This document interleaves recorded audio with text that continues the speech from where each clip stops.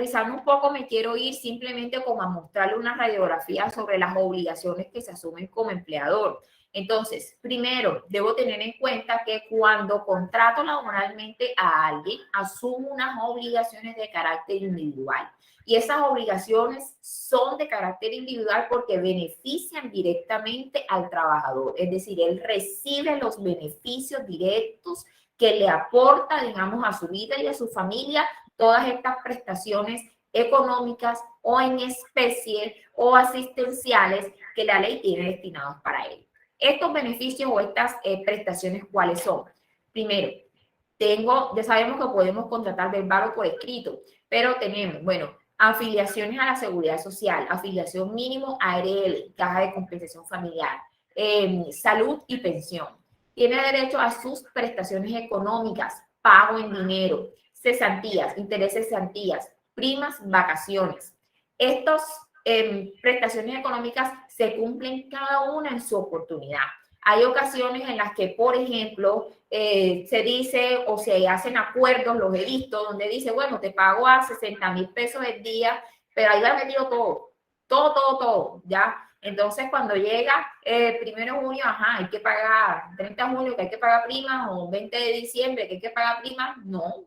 Yo te pago 60,000 pesos diarios precisamente porque va metido todo. No, las primas no se cancelan en diferido, digamos, una cuota proporcional en la quincena o en el mes. No, se cancela en el periodo que tiene establecido la norma. Para el caso de las primas, en junio y en diciembre. Para el caso de los intereses de cesantía, a más tardar el 30 de enero y se pagan directamente al trabajador. Para el caso de las cesantías, se pagan al trabajador únicamente cuando éste se va a retirar de la empresa por finalización del contrato, ¿listo? O cuando se autorizan retiros parciales de cesantía. De lo contrario, la cesantía tiene que depositarse necesaria y obligatoriamente en el fondo a más tardar el 14 de febrero de cada año. Y las vacaciones preferiblemente siempre son en disfrute. ¿Eso qué quiere decir? Eso quiere decir que no puedo tener trabajadores, no, 4 años, 5 años y no disfrutó periodos vacacionales. Es un derecho irrenunciable. Considerar que las perdió y que prescribió es un derecho irrenunciable, sino que la ley me dice que debe tomar mínimo 6 días de vacaciones en el año, que pueda acumular lo siguiente. Es decir, que hay unos márgenes de pronto allí para hacer algunos manejos, pero teniendo en cuenta de que es un derecho del trabajador que lo beneficia directamente. Ahora, la dotación de uniformes para quienes devengan hasta hasta un tope de 2 salarios mínimos y en una prestación que debe cumplirse en especie. No es un asunto de que no entrego la dotación de uniforme, pero listo, no, te doy un bono y te doy los 100,000 pesos en efectivo, porque realmente es una prestación que la norma tiene establecida para que se entregue en especie. Otra de las obligaciones, pues, además del pago oportuno del salario, el auxilio de transporte para quienes devengan una cifra inferior o igual a 2 salarios mínimos y la entrega de los elementos de protección personal. Deben recordar que todos estos elementos son mínimos y renunciables de ley. Eso quiere decir que ustedes pueden conceder de pronto beneficios adicionales, pero esto mínimo que tiene la ley es lo mínimo que yo tengo que cumplir y tengo que pagar para considerar que tengo un empleo formal, legal y realmente minimizar o evitar riesgos de cualquier especie.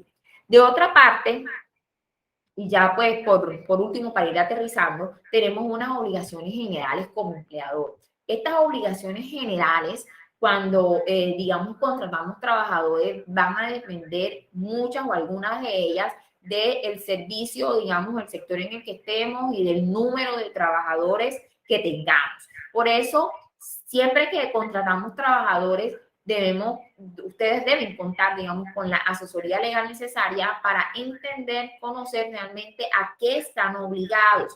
¿Por qué? Porque dependiendo del número de trabajadores, puede ser que estén obligados a contratar aprendices, tener un reglamento interno de trabajo.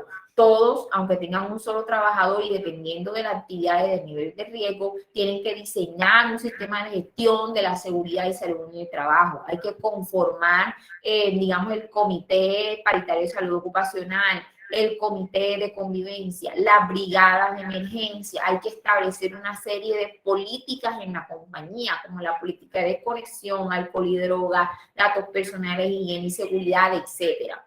Es decir, estas obligaciones que impone la ley laboral a los empleadores son, digamos, normativas que hay que cumplir con alguna finalidad específica, ya sea para garantizar espacios de trabajo seguros o para cumplir simplemente con imposiciones legales, digamos, de colaborar con el mercado laboral, como en la contratación de pronto de los aprendices cenas.